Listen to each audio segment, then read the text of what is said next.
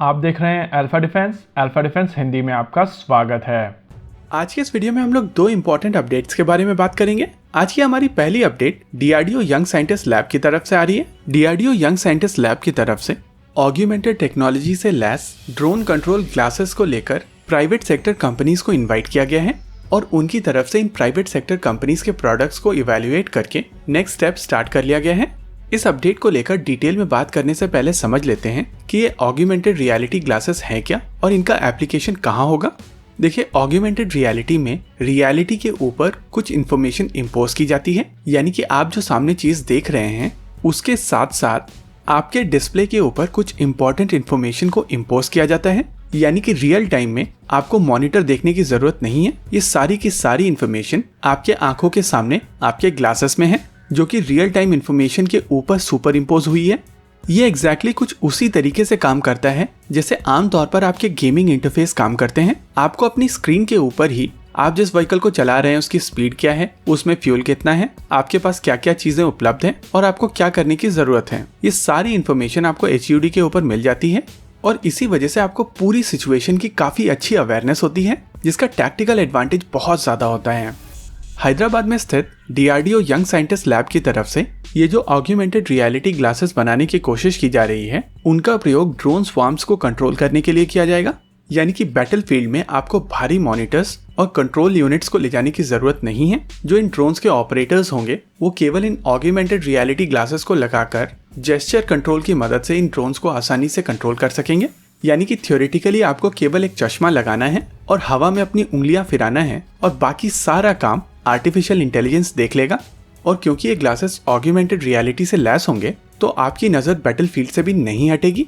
माना जाता है कि डीआरडीओ यंग साइंटिस्ट लैब प्रधानमंत्री नरेंद्र मोदी के सजेशन के ऊपर बना था।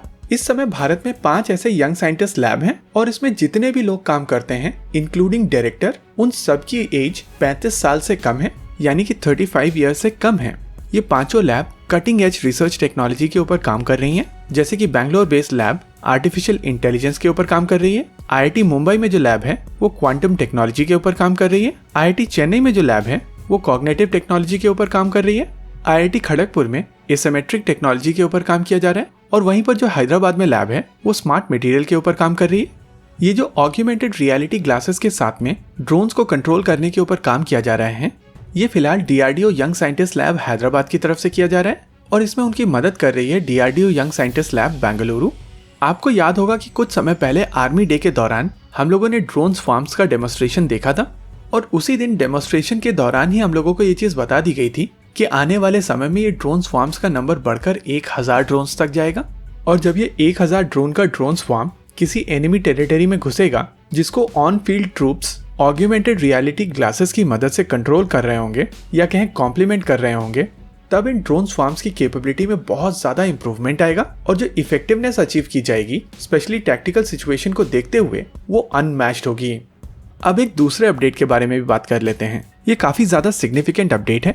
हिंदुस्तान एरोनॉटिक्स लिमिटेड द्वारा बनाए जाने वाला एडवांस लाइट हेलीकॉप्टर ध्रुव भारतीय कोस्ट गार्ड को डिलीवर किया गया है। ये हेलीकॉप्टर ध्रुव मार्क 3 है और इंडियन कोस्ट गार्ड की तरफ से इस हेलीकॉप्टर को अपने शिप के डेक के ऊपर लैंड कराया गया था। इसके ब्लेड्स को फोल्ड किया गया था और उसके बाद इसको हैंगर में स्टोर किया गया था। ये जिस शिप के ऊपर ऑपरेशन किया गया था उस शिप का नाम था ICGS सुजय, जो कि एक समर्थ क्लास का ऑफशोर पेट्रोल वेसल है। ये 2450 टन डिस्प्लेसमेंट वाला शिप है और इसकी लेंथ 105 मीटर की है और इस छोटे ऑफशोर पेट्रोल वेसल के ऊपर बड़ी ही आसानी से इस हेलीकॉप्टर ने लैंड किया। लैंडिंग के बाद में इस हेलीकॉप्टर के रोटर ब्लेड्स को फोल्ड किया गया था, जिसके बाद इस हेलीकॉप्टर को बड़ी ही आसानी से इस शिप के हैंगर में स्टोर किया गया था। अगर आप फोटोग्राफ्स को ध्यान से देखेंगे तो इसमें समझ में आएगा कि इस हेलीकॉप्टर की केवल 2 रोटर ब्लेड्स को फोल्ड किया गया है, जिसके वजह से तीसरी रोटर ब्लेड ऑलरेडी पीछे की तरफ है और जो चौथी रोटर ब्लेड है वो सामने की ओर इस हेलीकॉप्टर के आगे की तरफ दिखाई दे रही है, जिसको आप अभी अपनी स्क्रीन के ऊपर येलो पॉइंटर से देख सकते हैं। यानी कि केवल 2 रोटर ब्लेड्स को फोल्ड करके ये हेलीकॉप्टर इंडियन कोस्ट गार्ड के शिप के ऊपर स्टोर किया जा सकता है। और अगर ये हेलीकॉप्टर इंडियन कोस्ट गार्ड के शिप के ऊपर स्टोर किया जा सकता है तो बड़ी ही आसानी से यह हेलीकॉप्टर इंडियन नेवी के शिप्स के ऊपर भी स्टोर किया जा सकेगा। हालांकि इंडियन नेवी के कुछ पुराने शिप्स हैं जिनके ऊपर स्टोर करने के लिए इस हेलीकॉप्टर का चौथा ब्लेड भी फोल्ड किया जाना जरूरी होगा और HAL की तरफ से ये चीज भी की जा रही है। 4 ब्लेड सेगमेंटेड फोल्डिंग आने वाले कुछ समय में डेमोन्स्ट्रेट की जाएगी और इस हेलीकॉप्टर की tail boom folding already demonstrate की जा चुकी है, यानी कि प्रैक्टिकली ये हेलीकॉप्टर भारतीय नौसेना की सारी रिक्वायरमेंट को पूर्ण कर रहा है। उस हिसाब से आने वाले समय में भारतीय नौसेना की जो रिक्वायरमेंट होगी, यानी कि 111 या कहें 111 नेवल यूटिलिटी हेलीकॉप्टर की, उसको इस हेलीकॉप्टर से पूर्ण किया जा सकेगा।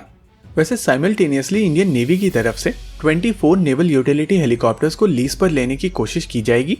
इस चीज को लेकर रिक्वायरमेंट ऑलरेडी इंडियन नेवी की तरफ से रिलीज कर दी गई है और माना जा रहा है कि पवन हंस के helicopters Indian navy Pawan Hans से लीज पर ले सकती है और इन हेलीकॉप्टर्स को उन पुराने शिप्स के ऊपर से ऑपरेट किया जा सकता है।